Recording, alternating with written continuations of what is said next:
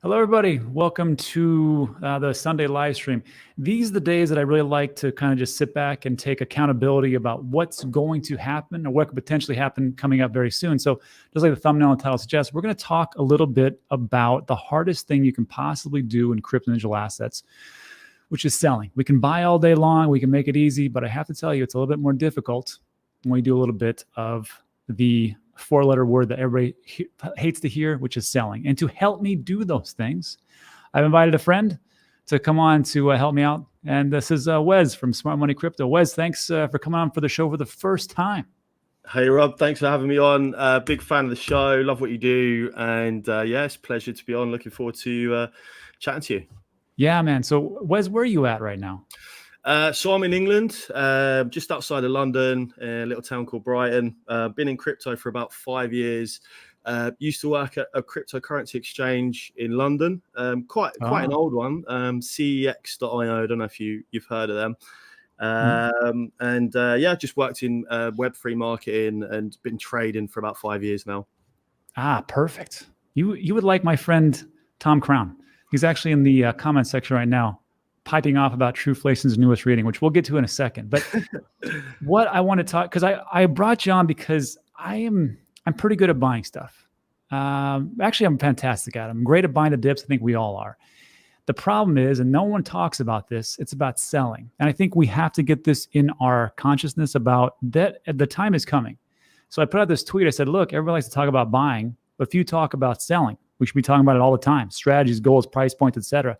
The diamond hands narrative for everything crypto is a loser's war cry. And if that offends you, I'm sorry to say, it's true. If you diamond hands everything all the way up and all the way down, it's going to be a very difficult cycle for you. And that's just how it is. Now, when I got in, first of all, how long you been in? Because you've been trading for 5 years. How long for crypto itself? Crypto, I got in. So the November that's just passed before the start of the bull run year is when I got in last cycle. Just a little bit before then. So I got lucky. I got in just before the bull run. Very nice. Very nice. Yeah. So I will tell you, like, I've been in since 2017. Nobody talked about taking profits back then. If you talk about taking profits, you were labeled weak. You were labeled paper hands, and you were labeled essentially against Bitcoin and everything else that crypto stood for. So I'm glad to see that we've changed a little bit. The problem, I think, is this. It's not just the narrative. It's the people who think, you know what? If it goes up, I should take some profits, but maybe you could 10x. And that's why I reached out to you. Now, you can follow Wes at SMC over on X. He's got a great channel. There was 2 videos that he came out. And this one in particular, where he talks about, I sold. And my ears perked up. I'm like, oh, I got to take a listen to this. So I'm not going to play the 11 minutes, but I linked his channel and X in the description. I'm going to play the first 40 seconds. And I want you guys to listen to this about what he says about taking profits. Let me get the actual correct tab so you can actually hear this. 40 seconds, here we go. Oh, and there's a little bit of echo because that's on my side. It's because a lot of people in the space, they don't take profits, right? And they don't have a strategy, they don't have a plan. And it's really important because sometimes you'll be up, 500, 600, 700%, and the project will completely crash and you're not taking profits, right? So look at the price of OLAS when I made this video, and then look at the price now. So this is when I made the video. And why did I sell here? Well, because I posted to buy OLAS at 126, right? So smart money crypto, what do? We look on chain, we see what all the smart money are buying. Loads of smart money were flooding into OLAS all of a sudden, right? Tons of wallets that consistently make money are buying something all of a sudden. I'm going to ape in and buy it. And I posted here, buy alert, 126, 57 million market cap. And look what OLAS done. It went up. Okay, so that's great. So when I saw that, I'm like, and I watched the whole thing. It was very great. But I want you to kind of bring us up to speed about what that all was and how you decided at that particular moment that, hey, maybe I should take some profit. So I think there's if you want to take a look at this, or what do you want to tell us about like how that actually worked out? Oh, sorry. Oh, sorry. Mic's cut out. Can you hear me now? Gotcha. Awesome. Yeah, so I trade in two different types of ways. So I do fundamental analysis, right? As I did last cycle. One of the things I wasn't doing last cycle is monitoring the on-chain activity. And I think the luxury with Yeah, yeah, the luxury we have in blockchain is that we're able to, unlike stocks, you can't see what they're doing with their investments. You can't see what they're selling. In blockchain, we can see every single transaction. And I use a software. It's quite expensive. It's not accessible to everybody, but it's a really powerful tool. Since I started using this, I've just, my game has changed. My profits have increased. I've been able to find gems so early. I've been able to, take profits. And one of the ways I do that is I monitor the smart money. So in here, you have a section called smart money.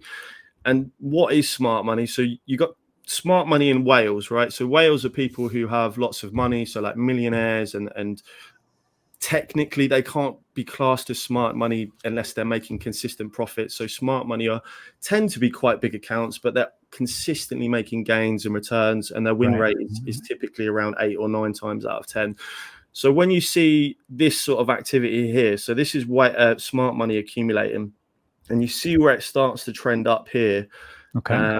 That's when it sort of spikes up on my radar. So you've got this period here where it's sideways. Usually a project's building here and there's not much activity. And then you see this sudden interest in smart money. And a lot of smart money accounts are not just traders. A lot of them are YouTubers, people with big Twitter accounts. So you also, when you see this accumulation, you tend to see a lot of social activity on Twitter and YouTube as well.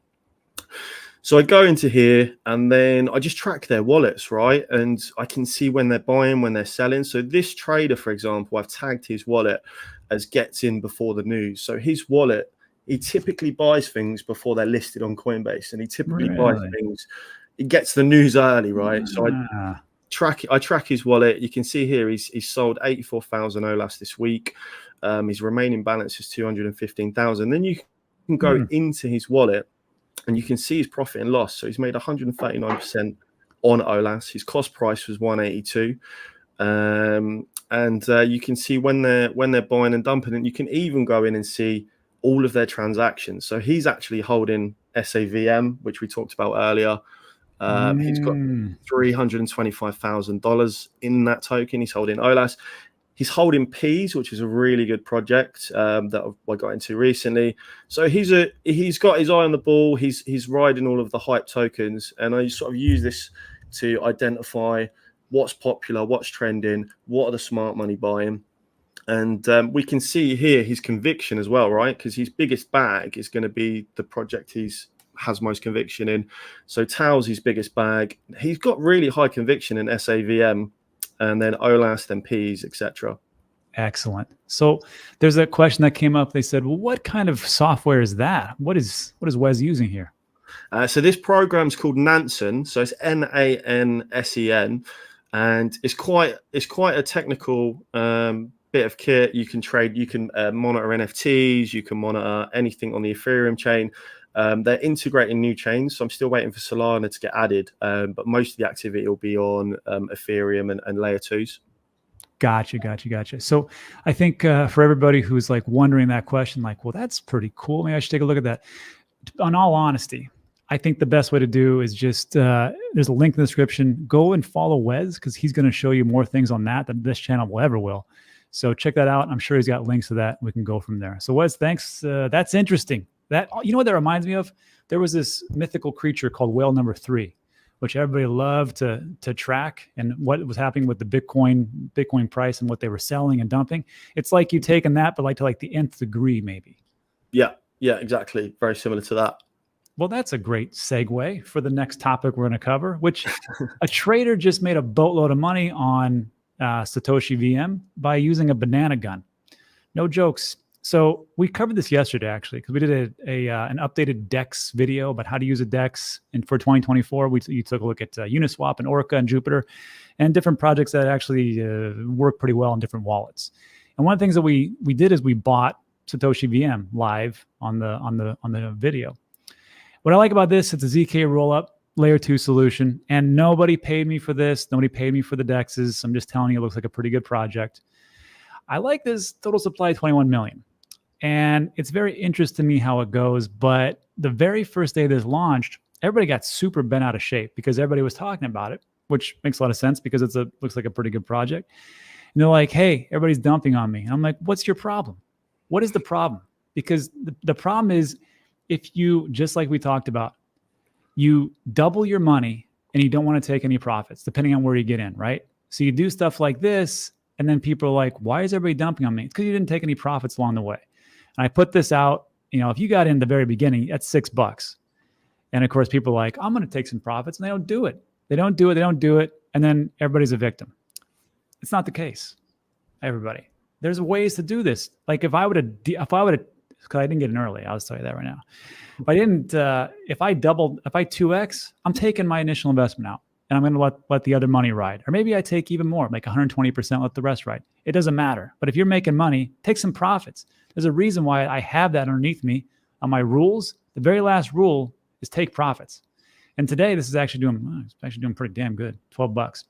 So I'm just going to ask you, how would you play this in this situation? Because like you just said, that whale is a pretty high conviction here. Would you hold out? Would you be like, if you're up 2X, what are you doing?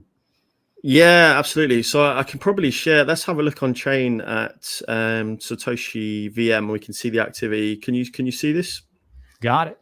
Yeah, so here's all the DEX trades. So first of all, I look and see how much activity we have. And we can see on the right here, you've got 1 second, 1 second, 1 second, 1 minute. So we can see there's a lot of volume going through. That's the first sort of thing I want to see. How is the volume doing across over time? Yeah. Obviously, it's only been running 3 days, so we don't have much activity here, but we do have a hell of a lot of volume. I think this was doing over 140 million trading volume at one point. So there's hell of a lot of eyes on it. I'll then go to the token balances, and I want to know not just what the smart money are doing, but what's the spread. Do we have any dangerous amounts of tokens in specific wallets? And here we can see 30% of the supply is in 2 separate wallets. So a little bit of worrying, because that's $20 million in one wallet.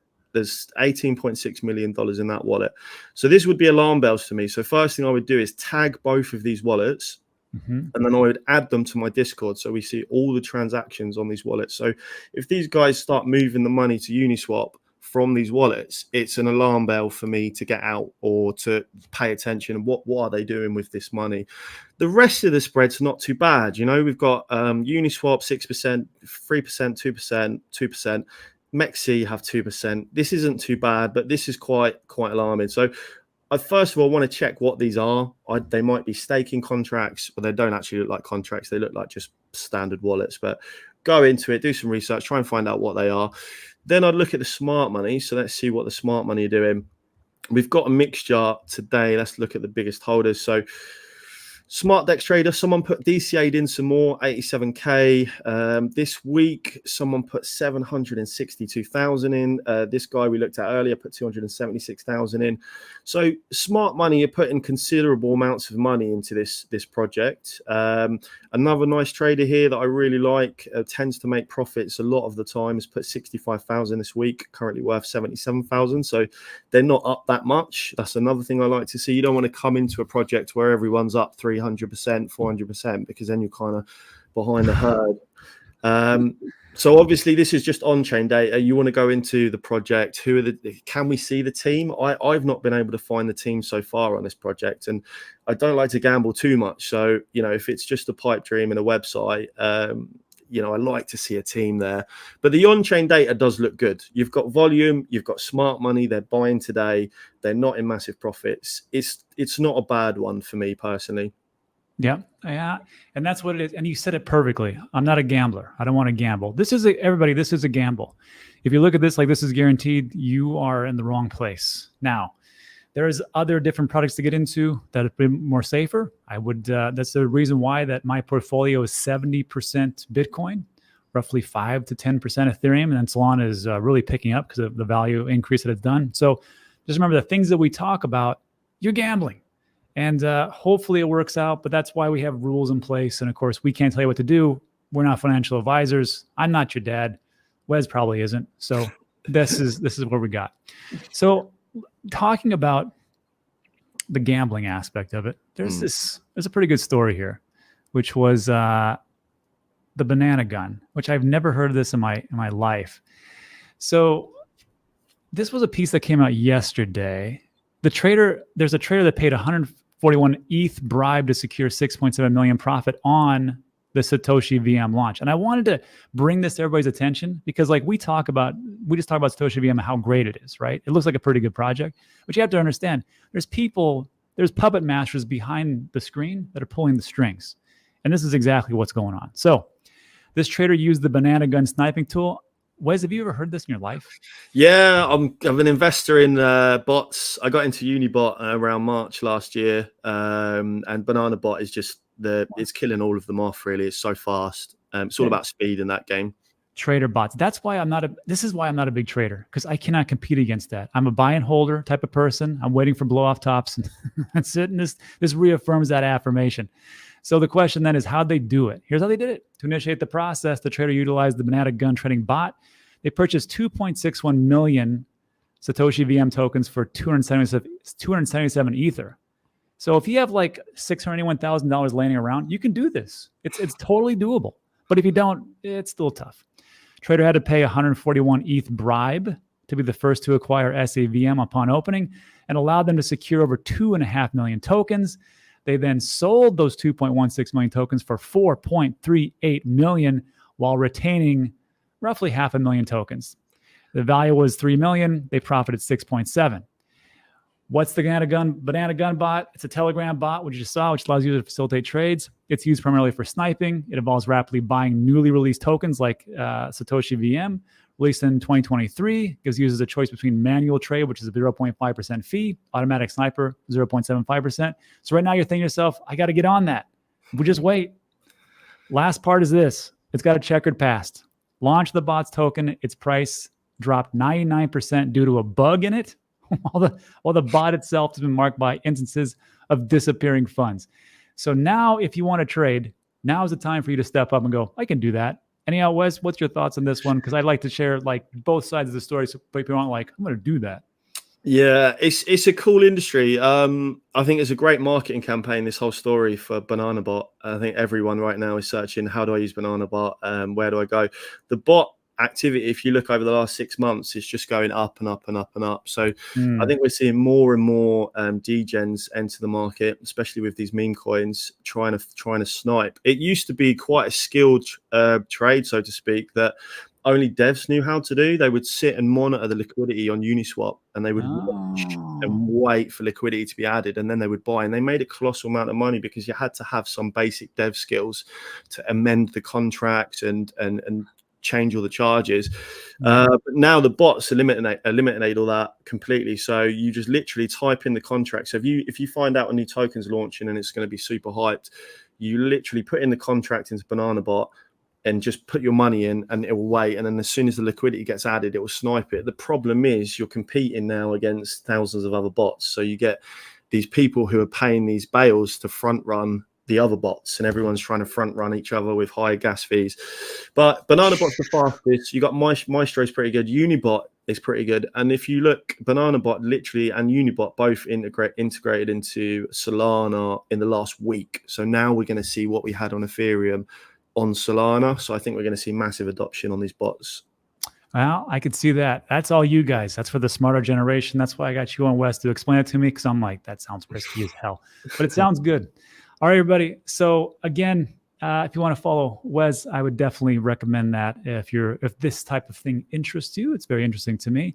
But now, Wes, let's move from some of the risky stuff to some of the somewhat risky, but not as much. And that is, of course, the Bitcoin and Bitcoin halving. So we got 93 days to go. I mean, look, these are the good times. I think we're in the Goldilocks period right before the halving. We could see a dip. We could see, just stagnation. But I think this is the time to kind of be in the market, especially a year from now to 16 months. Having said that, there was this quick piece. This is from, it's from Guy over Coin Bureau. The CEO, Franklin Templeton, came on, and this is on CNBC. And she talked about Bitcoin, about why they got into the ETF market. Now, as a reminder, Franklin Templeton is a very old industry as far as institution goes, and they have 1.5 trillion assets under management. And a couple of things that they said, it's good to know, But there's this one last piece that really irks me. So I'm going to have you take a listen to this. These are the things that I don't think about a lot as far as like why people get into Bitcoin, but something that she even said that reminded me. So just take a listen. This is about a minute or so, and then we'll jump back. One of the things that made me a believer is as I went around the world talking to people who would tell you, I had somebody who said, I keep 50% of my savings in Bitcoin because if I say the wrong thing in my country, I could have my assets confiscated. I remember talking to somebody in Israel who said, my parents and their parents had all of their assets confiscated. They keep a portion of it in Bitcoin. So there's a fear component to it that is considered almost a insurance or safety component. But I also think it's really important to fueling what is a next real opportunity in this blockchain world. Right. So, I mean, well, before we get to the second part, Wes, any thoughts on this one? Because like as an American, I don't think about these things. And this is my bias. I don't think about losing. I don't think about the dollar as the world reserve currency going to zero or losing assets or actually being things taken away. I mean, I worry about, of course, banks collapsing, but that's why we have FDIC insurance was up to like 250,000 or whatever it is. But any thoughts on this one, Wes, about people looking into Bitcoin? Yeah, I think we're in a new time with this, Harvey. And we've got like the institutions. I never thought we'd see BlackRock saying, invest in Bitcoin as a hedge against, even for your retirement, but a hedge against inflation. But he was using the words retirement, and it's mind blowing. What she's saying there is so true, right? You don't really own anything. Your house, if anything goes wrong, or if they want to take your house, they'll take it. So it's a really cool way to truly own your own money, and it's not owned by anyone. So if the government want to come to and try and control Bitcoin or fine it, they can't do anything. So yeah, I'm 100% all for it. Own your own money, basically. 100%. Yeah, and it's one thing I don't really think about, because if you think, and of course people in the comment section, you're welcome to chime in, but if you think about it, we really don't own anything, because the properties that we own, we own them, but if we don't pay the tax on them, they go right back to the government. Your card, you can own that outright, but of course, if you don't pay the government for the taxes, and then of course you register that, then they can also take that away or make it so you cannot drive it. And of course, the cash that you have in the banks, of course, that can go away pretty easily as well. And I know people will say, what about precious metals? That's one of the few things you actually own, but I don't know, like I have gold, my brother has gold and silver. We physically own that, but if you're keeping it someplace else, if you want to move that around, good luck. And of course, there's a lot of different things, even like electronic things. Like these days, game players right now? I think it was, I forgot the gaming studio, but they came out and said, hey, you're going to own nothing. And that's just how it's going to be, because everything's going to be digital purchases. And you're not going to be able to actually own it if you want to take it away. And we are. So I think about all these things. I'm like, it's just true. We don't own jack anymore. That's just a shame. So let's just finish up here. That's my little rant. Sorry, Wes. So this part right here is what I say, like the way things should be and the way things are going to be. Just take a listen to this. The scenarios that you just outlined, that's the case for holding Bitcoin, the actual, you have the keys to the security as opposed to investing in an ETF, right? So there's a use case for both. For sure, but that still keeps a floor on the price, right? Yeah. So it keeps on the floor on the price. And then if you've actually tried to acquire and deal with the keys, it's really complicated, right? I mean, I did it at one point, and then I was trying to actually figure out how to get back in, and it's hard. And so being able to open it up and have access to that through an ETF and just simply through your brokerage account is a much better way to access. I got to tell you, first of all, I would say the same thing. If I was offering an ETF, I'd be like, look, you guys can't figure it out. You're just too dumb. So let us do that, and we'll take care of you. No problems. Wes, what do you think, man? I think it's good for institutions who just want to have it like a stock, right? They just want to have it on their ETF portfolio. They don't want to mess around with digital keys and, hardware wallets. And what if someone gets the key? And you got a lot of boomers who obviously can't even comprehend, using a hardware wallet and connecting it to the blockchain and stuff like this, right? So I think it's good for institutions, and I think we will see money over time flow into the market. But yeah, for me, you know, in my community, I'm just like, not your keys, not your crypto, you know, look after your own. I've got 4 hardware wallets. That's how like crazy I am with security, different brands, different types, scattered around all over. So yeah, not your keys, not your crypto, 100%. That's a smart thing to, you know what? You mean you were the same person. Like I have 3 different types of wallets. I've got a Ledger. I've got my Tangent. Same. And I've got my EliPal. And the reason is because like, if we're going to diversify this much, why don't we diversify our hard cold storage wallets? And why not? Right. Especially 100%. If they, yeah. And then, you know, to get back to your point, like I said, like there's the way things that should be and the way things that are going to be. There should be, everybody should have their own keys. They should self-custody. And that's just the way it should be, because you should own everything that you are supposed to. The way it's going to be is like what you said, Wes. I mean, there's a lot of people out there like, I don't trust myself. I can't do it. Hell, so my family members can't even remember their password that they made yesterday for their website. So they're just like, I don't want to deal with it. And for those people, if you're here and you're underneath the umbrella, I'm happy. At some point, maybe we can get you on our side to self-custody, but hey, you know what? As long as you're here, I'm pretty happy. We'll go from there. And then lastly, before we do a little Q&A, Wes, I don't know what kind of time frame you got, but we should. I got all the time, Rob. No problem. Sweet. Let's just talk about this, and then we'll do a little. People got a bunch of questions for you. There's one more thing I'd like to show you, if I could get the tech to work right. Yeah. X payments. This just was an account that was created a couple of days ago, so everybody knows. And you can follow right now. It's at X Payments. There's a reason why Elon Musk and the team at X are getting money transmitter license. I think they have it in over 16 different states in the US, and they're trying to build that. But it looks like payments are coming. The question is, how is this going to look? And this is just us being dubious speculation. Wes, what do you think? What are they going to do for payments, and how's this actually going to work? Well, it's big speculation, right? I think Elon, he started PayPal, right? And I think this was his dream from day one, to have like this massive online banking social system, which he now seems to be rolling out. So I'd like to see, we don't know if it's going to be, what chain it's going to be incorporated in, if it's going to be, if it's going to be crypto native, or as far as I've looked so far, but I've not seen too much information about it. But I think it's going to be good for the space, right? If it is going down that avenue, and we're going to see digital payments through Twitter, or maybe even Twitter integrated into the blockchain or something like that, I think it's going to be good news for the space. Yeah, I got to agree. And I think it's good for the space. I just don't know what it's going to be. I don't know, because everybody would say, well, it's going to be Dogecoin, because that's what he always talks about. But I'm not so sure, because before in Elon Musk's profile, he had 2 logos, essentially, X and the Dogecoin logo. And now if you look at his logo and Elon Musk, it's just like, I think he's the mayor of Trollville, and he has got this little goofy thing. So I don't know what it's going to be. There was a theory. The PayPal CEO was on MSNBC, and he said that on the 25th of January, they're going to roll out a new product that's going to shock the world. So people say, well, there's a combination between Elon and PayPal. PayPal allows crypto payments. Maybe they're going to do something. Who knows? But I will say this: if it's whatever they choose, I hope it's something that's in my bag. Because I'd like that's a moon. But that's it for today, everybody. So look, if you like today's video, give it a thumbs up. Consider subscribing. Everything we talk about is time sensitive.